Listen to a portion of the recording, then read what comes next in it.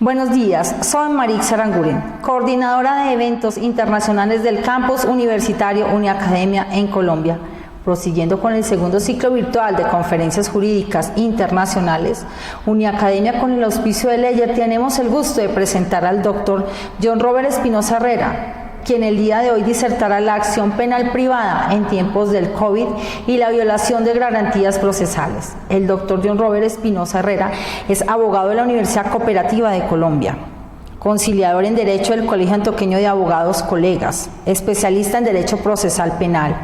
investigador, magíster en Educación y Derechos Humanos, candidato a doctor de la Pontificia Universidad Católica de Argentina, docente universitario, investigador académico en las áreas de Derecho Penitenciario y Justicia Transicional y Restaurativa, director del Consultorio Jurídico y Centro de Conciliación Sofía Medina de López de la Universidad Tecnológica de Antioquia. Bienvenidos.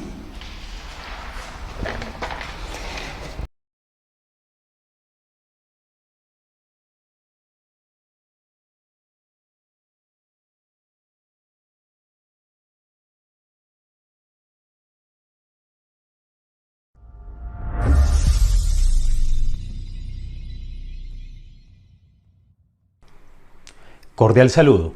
Quiero aprovechar el espacio que se brinda en el día de hoy, precisamente por Uniacademia, para poder tener la posibilidad de realizar algunas disertaciones en relación quizás con una de las leyes expedidas en la legislación colombiana que implica o que requiere mayores ejercicios reflexivos a profundidad de caras a poder dimensionar el tipo de impacto que leyes como esta, en el caso concreto la ley 1826, ha sido una ley entonces que ha generado múltiples impactos en nuestra sociedad. Si bien es cierto, el legislador colombiano, como constituyente constituido, ha tenido una serie disímiles de pretensiones precisamente con la expedición de esta ley, no ha sido coherente las pretensiones que ha planteado desde un escenario político, difícilmente técnico y ocasionalmente jurídico en relación a la aceptación y verdaderas consecuencias a las que ha llevado la interpretación de leyes como esta en nuestra sociedad. Para nadie es un secreto que la variación en los sistemas procesales al interior de un país corresponde precisamente a varias situaciones.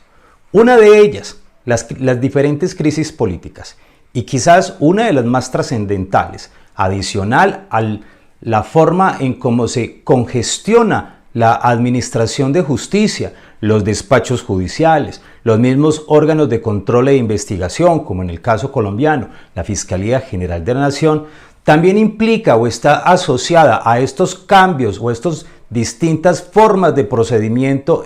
bien sea en escenarios del derecho privado y, por qué no, en el escenario propio del derecho penal, actuaciones de entidades económicas, bien sea del orden nacional y con mayor razón del orden internacional, las que van de una u otra manera, determinando en cómo los estados deben de ir migrando de un sistema procesal al otro. La Ley 600 del año 2000, como procedimiento penal ordinario que existía hasta hace algunos años recientes en Colombia, fue precisamente derogado por la Ley 906 del año 2004, un sistema penal oral de tendencia acusatoria, pero que hoy en día todos conocemos precisamente a nivel Colombia y por actividades investigativas en el orden internacional, precisamente que es un sistema procedimental que desconoció las verdaderas necesidades que existían en el momento de su implementación y con mayor razón en el momento propio del tránsito legislativo procesal, las realidades colombianas. Antes de la entrada en vigencia de la Ley 1826 del año 2007 y desde el mismo momento en que se implementó el funcionamiento de la Fiscalía General de la Nación, la acción penal como actividad propiamente investigativa ha estado en cabeza del Estado. El decreto 409 de 1971 establecía precisamente que le corresponde la acción penal al Estado y esta se ejerce o se ejercía en su momento de vigencia por intermedio de un funcionario de instrucción y por el juez competente. Posterior a ello, el artículo 18 del decreto 050 de 1987 también planteaba en idéntico sentido que la acción penal le corresponde al Estado y se ejerce o se ejercía también por la rama jurisdiccional del poder público. Ahora bien, el decreto 2700 de 1991 fijó claramente en su artículo 24 que la acción penal le corresponde al Estado y se ejerce a través de la Fiscalía General de la Nación. Esta norma, vigente hasta la entrada de la Ley 600 del año 2000, en la cual nuevamente se reitera como compendio a título de ley y no por decreto que la acción penal es ejercida por la Fiscalía General de la Nación y con ella se pretende nada más ni nada menos que poder investigar todas y cada una de las comisiones de delitos o conductas punibles que se han cometido a lo largo y ancho de la entrada del territorio colombiano. En los distintos planteamientos entonces que trae la ley 906 del año 2004, y es importante precisamente poder ir haciendo ese paralelo o esa comparación entre estos dos sistemas procesales, toda vez que de allí empiezan precisamente o emanan todas y cada una de aquellas incomodidades, de aquellas diferencias, de aquellos fuertes cuestionamientos que se hacen necesario realizar en torno a esta ley. Y es que precisamente la ley 1826 en relación a la ley 906 del año 2004 precisamente convoca necesariamente, según el legislador, una fuerte reducción en los términos de duración, no solamente de cada una de las etapas procesales, sino también de todo lo largo y ancho del debido proceso. No quiere decir de que en la ley 1826 del año 2017 se esté vulnerando el derecho al debido proceso como consecuencia precisamente de la disminución de los términos de las etapas procesales, de la disminución del tiempo que ha establecido el legislador para el trámite de cada una de las acciones penales que son aplicables precisamente a través de este rito procesal. Todo lo contrario, es precisamente la misma norma que a nivel general trae inmersa una serie de situaciones que vulneran quizás uno de los principios fundamentales que a nivel incluso de Pacto de San José de Costa Rica, como tratado internacional ratificado por el Estado colombiano, vulnera el derecho al libre acceso a la administración de justicia. Ello toda vez de que existen dos planteamientos que se encuentran yuxtapuestos. Uno de ellos, precisamente la forma en cómo el legislador ha pretendido poder descongestionar el aparato judicial o el órgano jurisdiccional. Pero del otro lado, precisamente la forma en cómo se han vulnerado los derechos de quienes, denominados, por así decirlo, ciudadanos de a pie, es decir, todas aquellas personas que habitamos un territorio, caso Colombia, día a día se va dificultando la forma en cuanto al cómo podemos acceder a una administración de justicia eficaz, efectiva y eficiente. De esta manera, es entonces necesario decir lo siguiente. En Colombia, de conformidad con lo establecido en la Ley 906 del año 2004, concretamente en el artículo 66, se establece pues que la acción penal será ejercida por la Fiscalía General de la Nación. No obstante, el artículo primero de la Ley 1826 del año 2017 modificó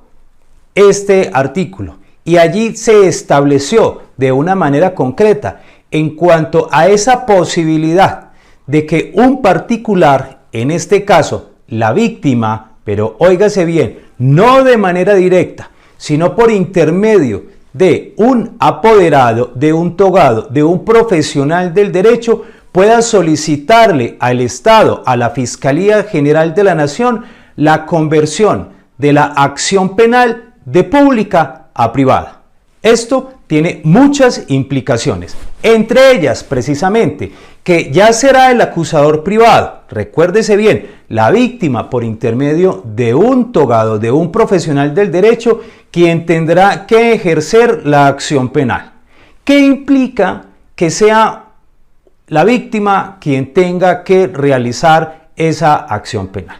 Entonces allí se presenta otro escenario importante por el cual se hace pertinente precisamente en espacios como estos generar no solamente críticas, porque no nos podemos quedar precisamente en el escenario, en el terreno de lo fácil, sino también cuestionarnos desde las academias, desde estos espacios reflexivos que se pretende realizar en procura o bien de presentación de demandas de inexequibilidad, de control constitucional o bien de buscar la protección de aquellas víctimas que no cuenten precisamente con un escenario, con un músculo financiero que le permita acceder, como lo señalábamos ahora, de una manera eficaz, efectiva y eficiente a la administración de justicia. Pero recordemos bien que precisamente estos planteamientos que trae consigo la Ley 1826 es precisamente, y lo señalábamos ahora, que obedece a unos errores de técnica legislativa y algunos contrastes de errores desde el punto de vista del contexto jurídico que se encuentran inmersos a partir del momento mismo de su expedición,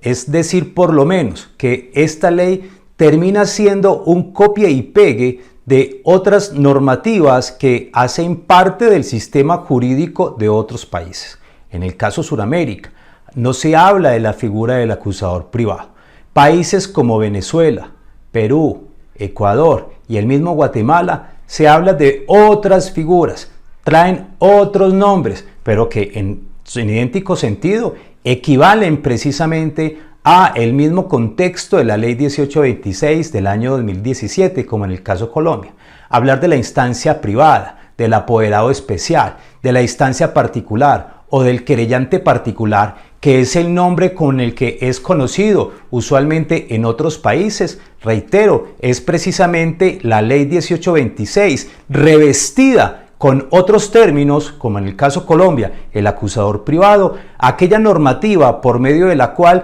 se ha pensado en la posibilidad para algunos de descongestionar a la Fiscalía General de la Nación. Para otros equivale a un proceso de privatización de la justicia, especialmente en lo que corresponde a la acción penal. Pero un proceso de privatización totalmente desprovisto de unas serias garantías que permitan ejercer el acceso libre a la administración de justicia.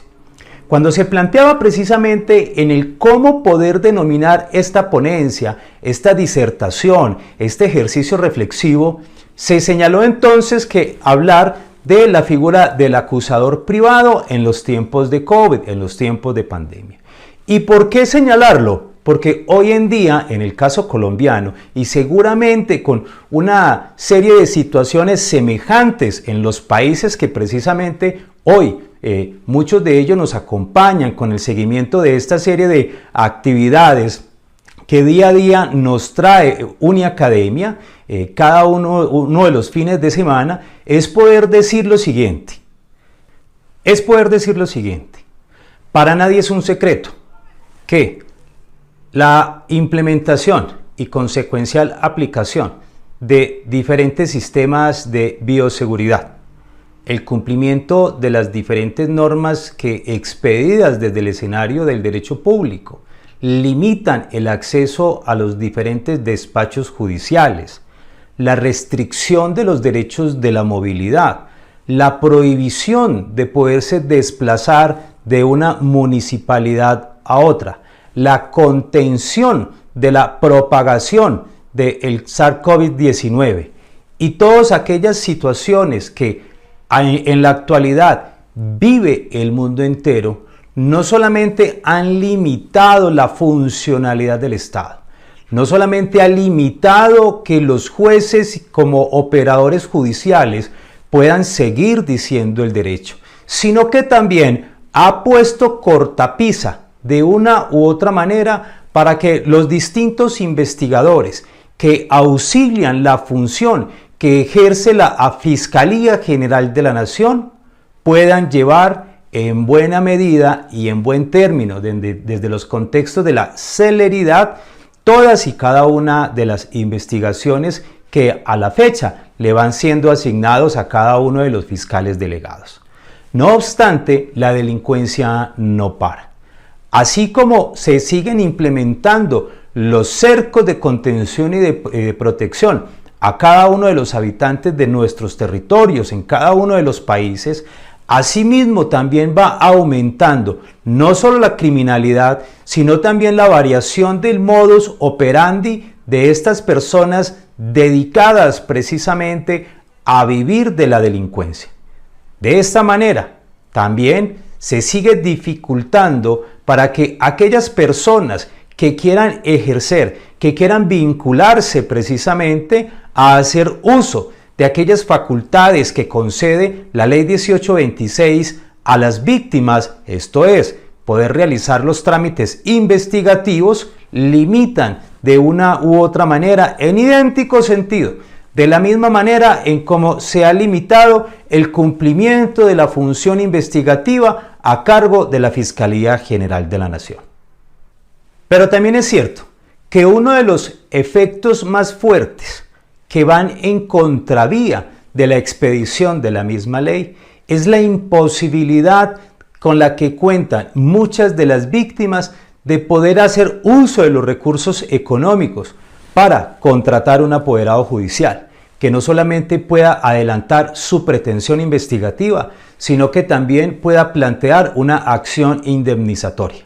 Óigase muy bien, la misma Ley 1826 del año 2017, como si fuera poco, faculta para que este acusador privado pueda tramitar las diferentes solicitudes de audiencias preliminares ante un juez de control de garantías. Pero no podemos desconocer muchas de las realidades que vivimos en nuestro acontecer, en nuestros escenarios judiciales, y ello es la carencia de buena formación y compromiso profesional por parte de quienes ejercen el derecho de manera inadecuada.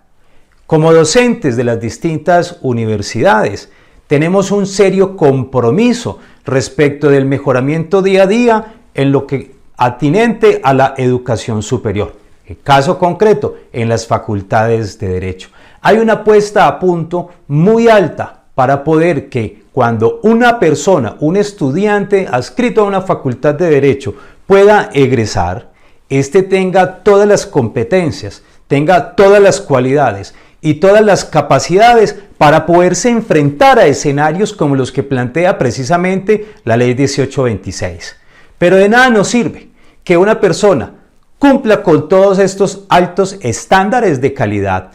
prestos y dispuestos a cumplir, a satisfacer todas y cada una de aquellas necesidades que en el exterior, en el escenario jurídico-social, requieren tantas víctimas, pero víctimas que el único patrimonio con el que cuentan fue precisamente el patrimonio del que acaba de ser despojado precisamente de aquel delincuente. De tal manera que se expidió la ley para poder empoderar a la víctima y poderle decir a éste que él puede adelantar su investigación. Pero, ¿qué pasa con aquella persona que no cuenta con esos recursos económicos? Con toda seguridad solamente van a pasar dos situaciones. La primera de ellas, que no va a denunciar o simple y llanamente este ciudadano afectado por esa vulneración de sus derechos, no solamente personales, sino que también pudo haber sido agredido o en caso contrario, haber sido víctima de una agresión diferente, como por ejemplo haber sido apuñaleado, haber sido avaleado precisamente en el momento del hurto como consecuencia de la falta de pie de fuerza e incremento de seguridad en el día a día, derivado también o bien sea de esa falta de oportunidades o bien sea de aquellos estados de necesidad no justificables de muchas personas que también acostumbrados a la obtención de ingresos desde lo fácil atentan contra aquellas personas desprovistas o que a la luz pública son vistas como personas más indefensas en nuestra sociedad. Esa víctima entonces que acaba de ser despojado de su patrimonio, agredido en su integridad, asaltado en su patrimonio, solamente tiene como opción volver a su residencia, volver a su domicilio y quedarse de manera silente ante dicha agresión, ante esa insatisfacción de esa garantía de circulación, de ese derecho de movilidad de la que debemos gozar todos y cada una de las personas que habitamos, que transitamos en un territorio. Ahora bien, desde el escenario real, ¿cuál es la opción última que tiene esta persona? Poder acudir al amparo de sus derechos a los consultorios jurídicos de las universidades, de las distintas facultades. Caso Colombia, facultades de Derecho. Sin embargo, una de las preocupaciones, por así decirla, de las distintas facultades de Derecho es que aquellos estudiantes, practicantes, como lo establece la Ley 583 del año 2000, los abogados de pobres, tienen competencias limitadas precisamente para poder intervenir en ellos. De esto hay que precisar que el artículo 10º de la Ley 1826 amplía o modifica el artículo 74 de la Ley 906 del año 2017, que establece la una y que establece la otra. La Ley 906 del año 2004, en su artículo 74, plantea claramente todo lo que corresponde a los delitos querellables, incluso precisamente a aquellos delitos respecto de los cuales proceden las medidas objetivas y subjetivas en el cumplimiento de requisitos en relación a los planteamientos del artículo 315 y artículos 307, literal B, numerales cualquiera de ellos, del 1 al 9. ¿Esto qué significa? Estamos hablando o estamos en el escenario de lo que se conoce como delitos de menor cuantía. Esta ley 906, en su artículo 74, en relación a los delitos querellables, fue ampliada en su espectro precisamente por el artículo 10º de la ley 1826. Artículo que, entre otras, introdujo otra serie de delitos que, no siendo querellables, sí se pueden tramitar en la aplicación del sistema procesal de acusador privado o el sistema penal especial abreviado y del acusador privado que establece precisamente la ley 1826. Y allí tenemos entonces uno de los primeros errores de técnica legislativa, donde se ha confundido precisamente la finalidad de descongestionar las funciones precisamente de la Fiscalía General de la Nación en un sentido y la posibilidad que tienen aquellas víctimas de poder tramitar la acción penal. En ella convergen de manera yuxtapuesta todos los intereses que obran inmersos en la sociedad, pues esta ley termina, y es importante, o por lo menos en lo que a mí respecta, insistir que es una de las formas en la que, si bien es cierto, se ha pretendido en una línea de pensamiento garantista poner en choque, violentando todas y cada una de las garantías constitucionales, empezando por el mismo debido proceso signado en el artículo 29 de la Constitución Política, donde la víctima, o en el cual a la víctima se le están desconociendo los derechos que se encuentran consagrados en la misma Ley 1448 del año 2011. Por ello, pretender que los estudiantes de los consultorios jurídicos puedan suplir esas funciones investigativas en procura de la defensa de los derechos de aquellas personas que no cuentan con recursos económicos para poder tramitar una investigación y que deban de esperar el cumplimiento de la estructura, el cumplimiento de las funciones del Estado, la descongestión de la misma Fiscalía General de la Nación para poder dar cuenta del estado de su proceso, muchos en los que podría llegarse a pensar llegarían a quedarse durmiendo el sueño de los justos por la imposibilidad de recopilación de elementos materiales probatorios o evidencia física que permita dar cuenta de los posibles autores o no de la comisión de esta conducta punible, es verdaderamente lamentable. Pero lo que es peor aún, la misma ley 1826 del año 2017 establece de una manera categórica que toda aquella persona que funja como acusador privado, recordemos, es decir, todo aquel abogado que en representación de una víctima solicite la conversión de la acción penal de pública a privada y que pretenda tramitar per se la acción penal, tiene que en un momento determinado, dependiendo del resultado de sus acciones, responder por las mismas formas o de la misma manera en cómo debe de responder la administración de justicia. Y es allí precisamente donde, de manera lamentable, la ley 1826 es una ley que en tiempos de pandemia o no, es expedida o solamente podrá ser utilizada por aquellas personas que en calidad de persona natural o como personas jurídicas solamente cuenten con recursos económicos para poder contratar apoderados que conozcan verdaderamente la técnica jurídica, la técnica litigiosa de implementación de la ley, y aplicación de la ley 1826 de la mano con todos y cada uno de los lineamientos jurisprudenciales normativos que establece la ley 906 del año 2004. Ahora bien, no todo lo que plantea la ley 1826 es malo.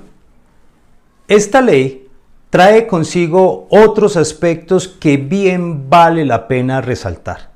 La reiteración de tal vez algunas etapas procesales y la forma en cómo éste puede plantear otros escenarios que obliguen a los profesionales del derecho que ejercemos desde el litigio a un replanteamiento, a una resignificación estratégica del accionar litigioso y del empoderamiento de lo que conocemos como un equipo de defensa. La debida acreditación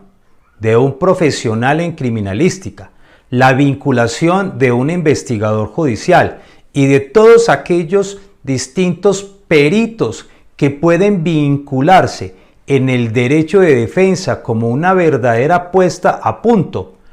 a una confrontación en lo que conocemos como el equilibrio de esas armas jurídicas y académicamente hablando, poder dar pie a una respuesta diferente a lo que muchas personas están acostumbrados a encontrarse en la calle. Esto tiene otras condiciones y otras consideraciones. Muchas personas, lamentablemente, y no hay por qué desconocerlo, el COVID ha sido una realidad que ha tocado las fibras más íntimas de la humanidad de una manera muy lesiva.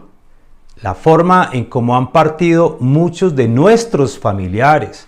de vecinos, de personas conocidas, de allegadas, de personas públicas, nos han obligado también a darnos cuenta y realizar una mirada introspectiva de cuál es nuestro rol y cuál es la forma en cómo a partir de estos días y después del COVID, después de una vez finalizada, esperemos que sí, estos efectos de pandemia, seguiremos entonces ejerciendo nuestras profesiones. Óigase bien, la forma litigiosa que a partir desde la virtualidad ha obligado a que aprendamos a hacer de manera diferente, no vulnerando las técnicas procesales de interrogatorio cruzado de testigo, por así decirlo, sino estar acostumbrados entonces a poder realizar un interrogatorio a través de una pantalla, necesariamente obliga a que nos tengamos que resignificar. Debemos desaprender conceptos litigiosos y reaprender conceptos de virtualidad litigiosa. Y es allí donde precisamente, con toda seguridad, un buen cuerpo de peritos, una buena estructura de defensa nos va a permitir de una manera mucho más eficiente poder estar a mejor altura que incluso la misma Fiscalía General de la Nación. ¿Por qué? Precisamente por el cúmulo de procesos con los que debe llevar un solo fiscal una gran cantidad de carpetas desde su despacho. Nosotros como litigantes no podemos llenar nuestras oficinas de procesos, no podemos convertir nuestros despachos como si se convirtiese o como si fuese una bodega de carpetas. No, antes por el contrario, debemos poner no solamente nuestro conocimiento, nuestra experiencia, nuestra experticia en cada uno de los ámbitos en que cumplimos nuestra función como defensores, sino también poder vincular y acercar a nuestras oficinas todas aquellas personas con una serie de conocimientos más nuevos, más frescos, con capacidades técnicas, con capacidades investigativas y la posibilidad de desarrollo de programas que en virtud de la virtualización nos van a permitir poder lograr muchos hits profesionales. Fíjense, la Ley 1826, dentro de lo que plantea como el procedimiento penal especial abreviado, precisamos entonces, ¿por qué especial? Porque no se refiere a la generalidad de los delitos contemplados en nuestro Código Penal, esto es Ley 599 del 2000. Se refiere a una especialidad de delitos querellables, de delitos, digámoslo de otra manera, de menor cuantía, pero que sí, por su condición de delito, por su categorización o digámoslo recategorización legislativa del delito, implica la posibilidad de disminución de términos en aplicación de la sumatoria de etapas procesales. Al respecto, vamos a decir lo siguiente. En el desarrollo procesal de la Ley 906 del 2004, tenemos claro entonces que en esa primera etapa primigenia, en cuanto a la forma de vinculación formal de una persona a una investigación, obra entonces la audiencia de formulación de imputación.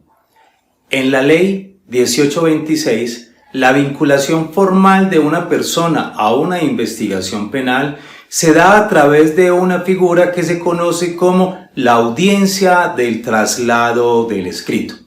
Óigase muy bien, en la Ley 906 del año 2004 fungen tres audiencias en concreto como audiencias preliminares: la audiencia de legalización de captura, la audiencia de formulación de imputación y la audiencia de imposición de medida de aseguramiento. Posterior a ella deben cumplirse una serie de términos procesales, bien sea términos de 60, de 90 o de 120 días, para poder que el funcionario investigador, esto es, el fiscal delegado, pueda tomar decisión de formular la acusación respecto de una persona y radicar de manera directa el escrito de acusación ante el centro de servicios. A partir de allí entonces, una vez radicado el escrito de acusación y aperturado la etapa de juicio, el juez con funciones de conocimiento convoca a la audiencia de formulación de acusación y en ella se materializa la acusación en concreto. Una vez la Fiscalía General de la Nación considera que tiene o que cuenta con los elementos materiales probatorios y la evidencia física suficiente para desvirtuar la presunción de inocencia, dando aplicación entonces al contenido del artículo 381 de la Ley 906, con la cual va a buscar, además de la forma posible de desvirtuar la presunción de inocencia, el pleno convencimiento del juez con funciones de conocimiento para poder que se dicte sentencia condenatoria en contra de esa persona que está siendo procesada. No con ello acontece en idéntico sentido. Fíjense que dos etapas procesales, la audiencia de formulación de imputación y la audiencia de formulación de acusación, son dos etapas procesales y dos audiencias que se encuentran separadas en sí mismo. Cuando hablamos de aquella vulneración de las garantías procesales, es precisamente cuando se logra, a través del criterio establecido por el legislador, para que se acorten, para que se reduzcan esos términos, términos que necesariamente vinculan o permiten de una u otra manera para que la persona procesado tenga opciones menos posibles de poder ejercer el derecho de defensa. ¿Qué significa esto? Que si bien es cierto, en la Ley 906 del 2004, de que si una persona es vinculada a una investigación a través de la audiencia de formulación de imputación, en la Ley 1826, las personas no son vinculadas a una investigación a través de la audiencia de formulación de imputación, sino a través de la audiencia del traslado del escrito, en la cual el fiscal que en el momento está en esas audiencias preliminares tiene la obligación de correr el traslado material inmediato de los elementos materiales probatorios y evidencia física con los cuales cuenta en el momento. De esta manera, óigase muy bien, no solo se acorta esa posibilidad de que el procesado pueda plantear un ejercicio verdaderamente reflexivo de si acepta o no esos cargos por los cuales está siendo vinculado formalmente a una investigación, sino que del otro lado lo que más preocupa es la forma en cómo, si esta audiencia de traslado del escrito es realizada por una persona, por un apoderado que represente los intereses de la víctima en el ejercicio de esa acción penal, deba llevar, óigase muy bien, de manera inmersa, de manera inmediata, toda la pretensión indemnizatoria. Ello en virtud precisamente a que en la Ley 1826 desaparece el incidente de reparación integral como una etapa posterior a la sentencia que lo trae nada más ni nada menos que la misma Ley 906 del 2004. Dicho en otras palabras, pero que se establece un tiempo suficiente no solo para que la Fiscalía General de la Nación tramite la investigación, sino también para que la defensa pueda ir realizando los actos propios, necesarios, preparatorios de cara a la apertura de un juicio oral y público. En la Ley 1826 no acontece lo mismo, porque en esta se fusiona dos etapas procesales: la formulación de la imputación y el escrito de acusación. De tal manera de que la persona, una vez es capturada o no siendo capturada, se vincula a la investigación en una reducción de términos y en una audiencia conocida, óigase muy bien, del traslado del escrito de acusación. Dicho en otras palabras, aquella persona que pretenda fungir bajo la figura del acusador privado debe tener el pleno conocimiento de que es el acusador privado quien debe de formular una pretensión indemnizatoria sumada a la acción penal convertida en una acción privada, al mismo tiempo, al unísono, en la misma audiencia de traslado del escrito. Una vez que se encuentra el proceso lo suficientemente avanzado e incluso después de haberse dictado una sentencia, ¿por qué no?, de manera favorable a los intereses del acusador privado, eso significa de manera desfavorable a el procesado, ya se encuentra una limitante de manera inmediata para poder pretender una acción indemnizatoria posterior a la sentencia. Esto plantea entonces a lo que yo he denominado precisamente esa vulneración de derechos procesales, aquellas formas en cómo se ha coartado o cómo se coarta el acceso a la administración de justicia por parte de quienes fungen como esa parte más débil, entre otras cosas, incluso en algunas ocasiones por encima del procesado, y no es nada más ni nada menos que la víctima. Si la víctima no puede ser representada en debida forma por la Fiscalía, quien entre otras cosas valga la pena hacer la acotación, que la Fiscalía General de la Nación, como garante de los derechos de la víctima, no puede formular en la Ley 1826, por prohibición expresa de la ley, por prohibición expresa de la norma, ningún tipo de pretensión pecuniaria en favor de la víctima. estaría contrariándose por completo la función propia de investigación de la Fiscalía General de la Nación. Dado cuenta entonces,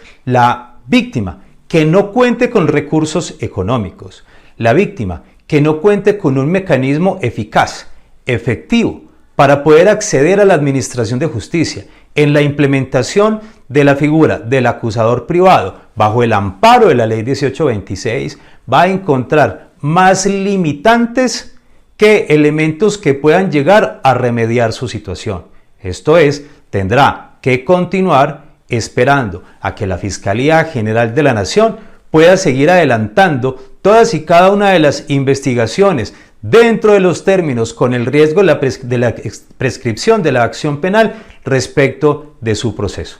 En este orden de ideas, no todo como lo habíamos significado, la Ley 1826 es mala. Hay un escenario importantísimo que plantea esta Ley 1826 para las víctimas, y esto es, bueno, e incluso para el victimario también, y esto es poder contar con un escenario conciliatorio, entre otros, escenario que trae a colación nada más ni nada menos que esa preponderancia, esa importancia de la Ley 640 del 2001, que plantea precisamente esa forma de justicia restaurativa, que es la que verdaderamente ha venido permitiendo que en los escenarios de la jurisdicción penal ordinaria se puedan realizar ejercicios verdaderos de construcción o reconstrucción de tejido social, donde pueden estar en la misma mesa víctima, victimario, cada uno de ellos debidamente representados por profesionales del derecho que permitan en un escenario que el victimario pueda lograr una reparación integral de la víctima, pero del otro, que la víctima pueda plantear una pretensión indemnizatoria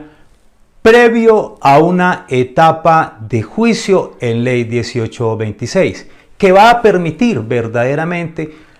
establecer, además de un escenario conciliatorio, la terminación del proceso como consecuencia de esa reparación integral, que va a dar cuenta, entre otras, o bien a la aplicación de una preclusión por indemnización de la víctima, o bien a la aplicación en materia penal de los efectos propios del acta de conciliación, esto es, que hace tránsito a cosa juzgada y que el incumplimiento de cualquiera de las obligaciones que allí se pacten presta mérito ejecutivo, que ya no se tendrá que agotar entonces a través de la acción penal, sino a través de la jurisdicción civil ordinaria. Finalmente, y para ir realizando el cierre de esta disertación, es poder establecer que no importa en qué país se está dando la aplicación de esta figura, del apoderado especial, del querellante especial, del querellante particular, del acusador privado, debe de existir por parte de creación estatal, debe desarrollarse como una propuesta de política pública unos mecanismos diferentes que permitan verdaderamente a quienes realicen, a quienes pretendan la ejecución, la aplicación, la puesta en práctica de la figura propia del acusador privado, poder tener acceso a una serie de mecanismos, de medios idóneos, donde los peritos, donde los investigadores verdaderamente puedan prestar también un servicio, indistintamente de si se está en procura de la acción penal en favor de la Fiscalía, en procura de la acción penal del acusador privado, cumplir, óigase bien, de manera eficaz, de manera dinámica y poder sacar adelante todas las actuaciones investigativas necesarias de caras al esclarecimiento de los delitos que se cometen, que se ejecutan al interior de nuestro territorio. Solamente de esta manera, aún en tiempos de pandemia, porque todos tenemos claro, entre otras, que la figura propia de la virtualidad, a la cual nos hemos venido enfrentando, a la cual ha tenido que ir migrando el aparato jurisdiccional, la rama judicial, no solamente en Colombia, sino en todos los países, ha obligado a que se tenga que migrar la actividad litigiosa a otros escenarios propios, que han representado una serie de dificultades, tanto desde lo económico, tanto desde lo funcional, tanto desde la prestación del servicio, pero de una y de otra manera, la administración de justicia, la garantía de los derechos de las víctimas no pueden quedar consolidados nada más en procura de nuevos sistemas normativos que están desconociendo precisamente las realidades sociales de nuestro contexto, ¿ya? Con todo ello es necesario establecer que la expedición de una ley, si bien debe tener lo que conocemos como el querer del legislador, es primero poder aterrizar esas verdaderas necesidades que se tiene en un conglomerado social. Las víctimas no necesitan que se sigan expidiendo leyes en las cuales se reconozcan sus derechos. Las víctimas procuran, necesitan, requieren, abogan verdaderamente porque se puedan materializar todos y cada uno de aquellos derechos que les han sido reconocidos por la ley, pero desconocidos en la realidad, en la práctica. Finalmente, para dar término a esta disertación, recordar que las formas de justicia inquisitiva están llamadas a recoger, que las formas de justicia diferenciales, transicionales, restaurativas, son las verdaderas formas de justicia llamadas a imperar en estos momentos en nuestra sociedad. Pero hay una que verdaderamente debe ser consolidada y que hasta el momento en nuestro país ha sido desconocida, ha sido inaplicada y poco o nada al respecto se ha tramitado. La justicia terapéutica, la necesidad de establecer verdaderos mecanismos de resocialización de las personas privadas de la libertad, la necesidad de reconocer los derechos de las personas familiares de quienes se encuentran privados de la libertad, el seguimiento a los procesos de reinserción social y poder ampliar aquellos beneficios que se conceden en aplicación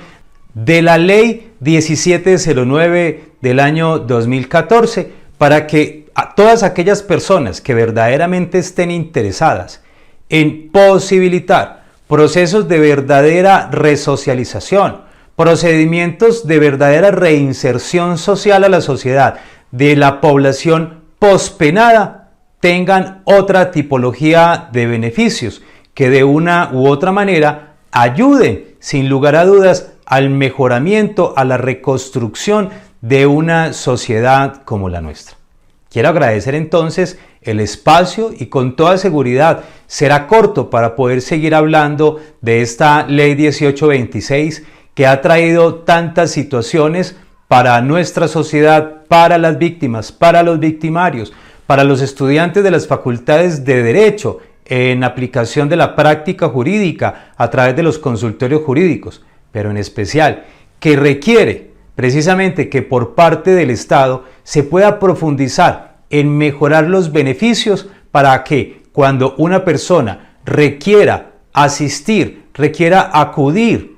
a la jurisdicción, no encuentre tantas trabas para que verdaderamente sus derechos, aquellos por los cuales se está abocando, puedan ser tramitados conforme a las necesidades, dando lugar a la satisfacción de sus derechos conforme lo establece la misma Constitución Política. A Uniacademia, el agradecimiento especial por esta invitación y bueno, hasta que tengamos la oportunidad nuevamente de encontrarnos en nuevos escenarios. Muchas gracias a todos por su atención y desde Colombia, un saludo especial.